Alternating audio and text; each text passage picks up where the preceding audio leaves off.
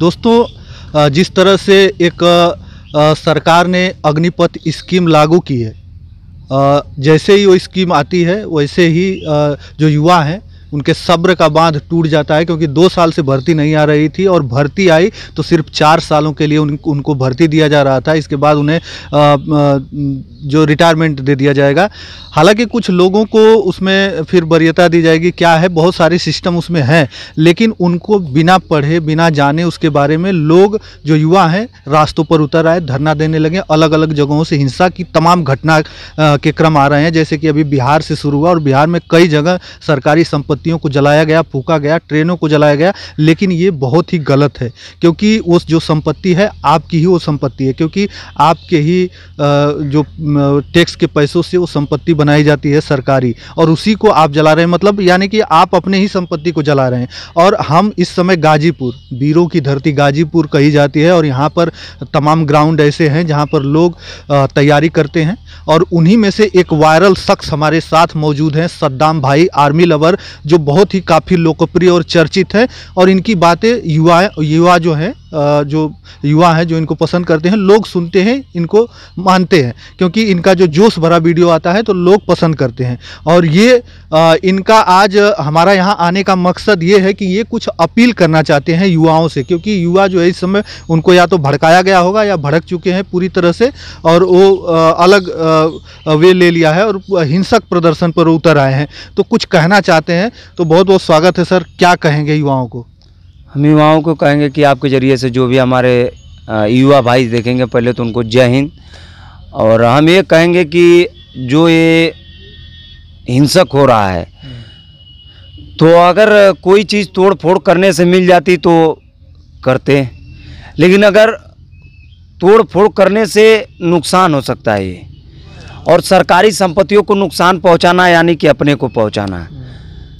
तो हम अपने युवाओं से यही कहेंगे कि युवा भाई आप लोग सोचिए और समझिए, जो चीज़ है वो तो गलत है ही, लेकिन उसका एक जरिया है कि आप अपने जगह पे 150 इकट्ठा हों और प्रशासन की अनुमति लें।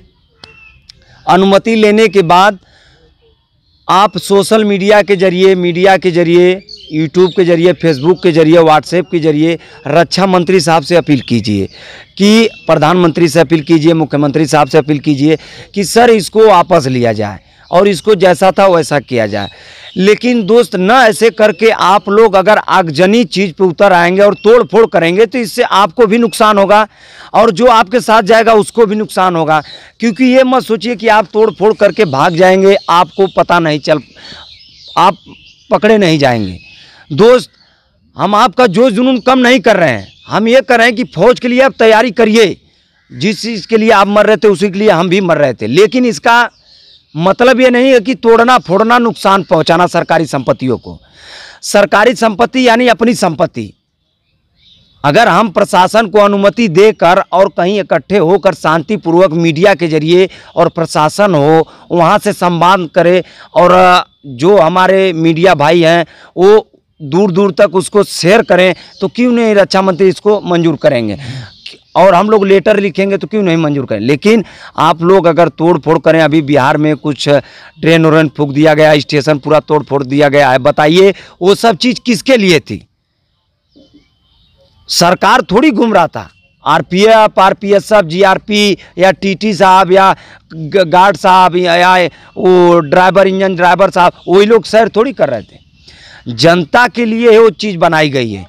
आप सोचिए कि जब नहीं था ट्रेन तब कैसे जाते आते थे, जब ट्रेन हो गई तो उसको आप नुकसान करने पे उतर आए हैं, तो उसको नुकसान आप न करें, सरकारी संपत्तियों को हानि न पहुंचाएं। मैं आपसे यही अपील करूंगा कि अब तक जो करते आए हैं और आप बचें, इन सब चीज़ों से आप बचें, दंगा फसाद के चक्कर में न पड़ें और न दंगा को आगे बढ़ने दें।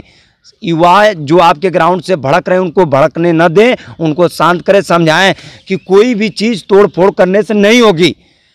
हाँ, आप करिए, वो आप अपने जगह से शांतिपूर्वक अनशन करिए, लेकिन प्रशासन को अनुमति दीजिए। देने के बाद प्रशासन अनुमति देती है तो शांतिपूर्वक वहाँ पे प्रशासन रहेगी, मीडिया बंधु रहेंगे, उनके जरिए से आप करिए।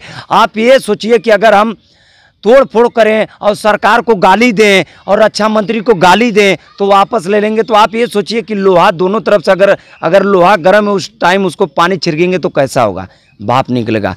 तो ये सब चीज़ आप न करें और हम यही कहेंगे कि युवा जैसे तैयारी करते थे करें। और हमारे रक्षा मंत्री साहब आपसे हाथ जोड़ के निवेदन है कि हमारा जो पहले जैसे सेना थी उसको ऐसे बनाए, क्योंकि हम लोग का जोश जुनून और हमारे भाई लोग का जोश जुनून इसको सुनने के बाद ख़त्म हो गया था, ये जान लीजिए।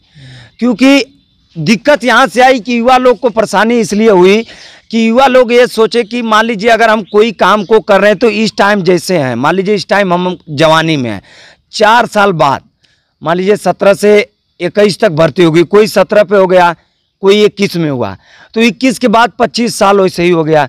25 के बाद आया तो सरकार अगर ये गारंटी लेती है कि नहीं आप जैसे ही वहाँ से छूटेंगे मैं आपको पुलिस में आप दूसरे फोर्स में मैं आपको नौकरी दे दूँगा और पेंशन दूँगा, तो युवा बौखलाते नहीं। लेकिन दिक्कत यहाँ से आ जाती है कि मान लीजिए आप घोषणा कर दिए, मुख्यमंत्री श्री आदित्यनाथ योगी जी घोषणा कर दिए कि हम अपने उत्तर प्रदेश में युवाओं को वहाँ से आने के बाद रोजगार देंगे। मान लीजिए वर्तमान में आपकी सरकार है, वर्तमान के बाद फिर आप कल किसी ने देखा आने वाले समय में किसकी सरकार रहेगी।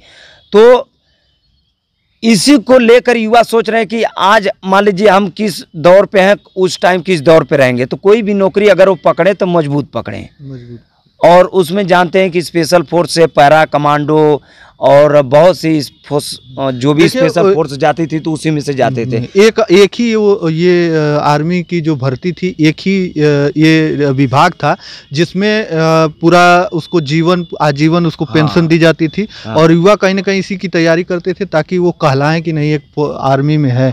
लेकिन ये सबसे बड़ा इनके मन में जो है, इनके मन में एक ही सवाल है, इन युवाओं के मन में एक ही सवाल घर के आएगा कि अगर 4 सालों बाद अगर वो वापस आ जाते हैं, उनको नौकरी नहीं मिलती है, तो फिर वो क्या कहलाएंगे। ये है ना। हाँ, यही अगर मान लीजिए हम लोग को पहले पता होता कि नहीं 4 साल की होगी, तो युवा इतना अब दौड़ने में जानते हैं दिमाग कैसा हो जाता है, पैर कैसा, ठेकुना कैसा हो जाता है।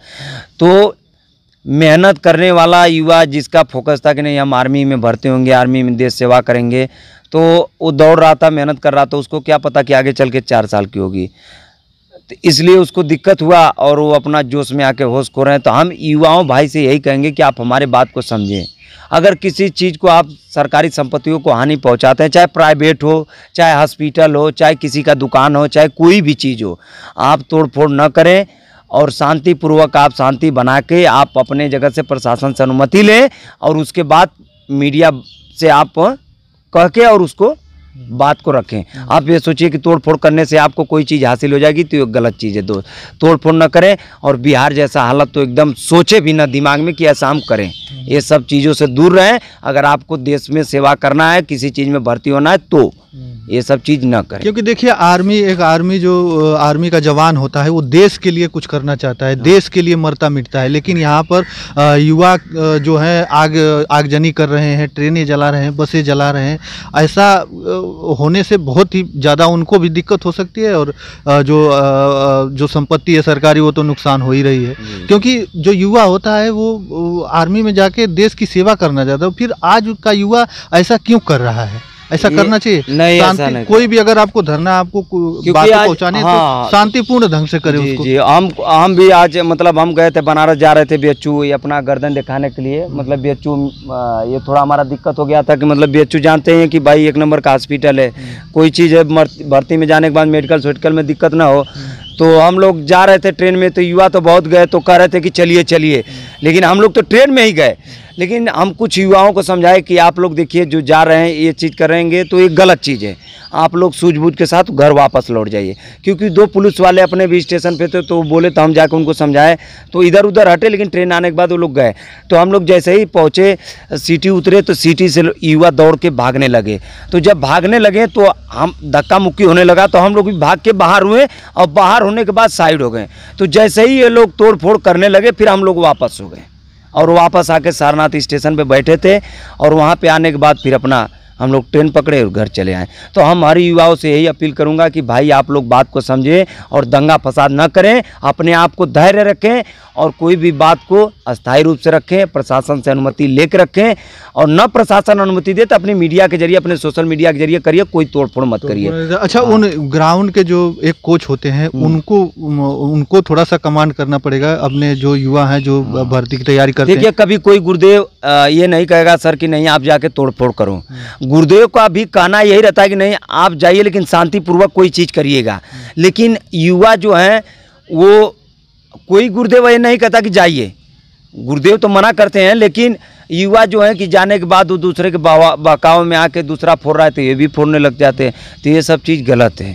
और गुरुदेव लोग से मैं यही अपील करूंगा कि आप लोग रोकिए, युवाओं को समझाइए और अपने भी बचिए, उनको भी बचने दीजिए और हम लोग भी बचें। और ज़्यादा से ज़्यादा आप इसको शेयर करिए कि हमारे भाई लोग समझे, रुकें, ऐसा दंगा फसाद न करें, सरकारी संपत्तियों को हानि न पहुँचाएँ। जय हिंद, जय भारत, नमस्कार। देखिए, हमारे साथ थे सद्दाम भाई जो आर्मी लवर हैं। इनकी बातों को सुना जाता है तमाम सोशल साइटों पे, इनको समझा जाता है, सुना जाता है।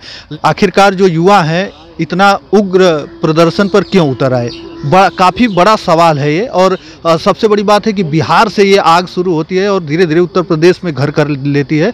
और हालांकि बहुत कम ऐसा हुआ है, लेकिन तमाम जो युवा हैं उनसे अपील की जा रही है कि आखिरकार ऐसा न करें। और सद्दाम भाई हैं जो आर्मी लवर हैं, उन्होंने भी यही कहा है। और इनके ग्राउंड के लड़के को इन्होंने पूरी तरह से रोक के रखा था इनके ग्राउंड पर, कि ताकि वो लोग ऐसा कुछ भी न करें, अगर करना है तो शांतिपूर्ण ढंग से करें। और हम लोग यही चाहेंगे कि जो भी हमारे मीडिया बंधु हैं, मैं आप लोग से रिक्वेस्ट यही करूंगा कि आप लोग अगर जहां तक मेरी आवाज़ जाए तो या तो मैं खुद चल के आऊँगा, या तो आप लोग अगर फ़ोन नंबर से संपर्क करें तो मैं आपसे संपर्क करूँगा। और जितना कोशिश यही करूँगा कि आप लोग के साथ हम वीडियो बना के और अपने युवा भाई लोग को शांति करूँ। तो आप लोग, मेरा रिक्वेस्ट है आप लोगों से, मीडिया भाई लोग से, कि आप लोग थोड़ा, मेरा कॉन्टेक्ट नंबर है उस पर आप लोग कॉन्टेक्ट करिए और मैं आपसे मिलूँ, या आप हमको एड्रेस बताइए, वहाँ पे आएँ और हम युवाओं के ग्राउंड पे जाएंगे और उनको समझाएंगे कि ये सब चीज़ आप मत करिए, इससे दूर रहिए। तो आप लोग भी, थोड़ा रिक्वेस्ट है कि आप लोग इसको भी हमसे मिलिए, और या तो आप बताइए हम मिलें और इसको शांति हम लोग करें, युवा भाई को समझाएं। तो यही करेंगे हम। जी, बहुत बहुत धन्यवाद। हमारे साथ थे सद्दाम भाई आर्मी लवर। तो इनका जो रिक्वेस्ट है कृपया उसको फॉलो करें। और तमाम युवाओं से मेरा जो अपील रहेगा कि कम से कम ऐसी घटना को अंजाम न दें, क्योंकि इसमें आपका भी नुकसान है। क्योंकि जो सरकारी संपत्ति होती है वो देश की संपत्ति होती है, आपकी संपत्ति होती है, तो उसे नुकसान न पहुँचाया जाए। तो कृपया इन बातों को जो सद्दाम भाई ने कहा, इन बातों पर ध्यान दें और हमारी बातों पर भी ध्यान दें। और आप अपने दिमाग से सोचिए कि ऐसा नहीं करना चाहिए। तो बस इस वीडियो में इतना ही। अगली वीडियो के साथ हम जल्द उपस्थित होंगे, तब तक के लिए धन्यवाद। जय हिंद, जय भारत।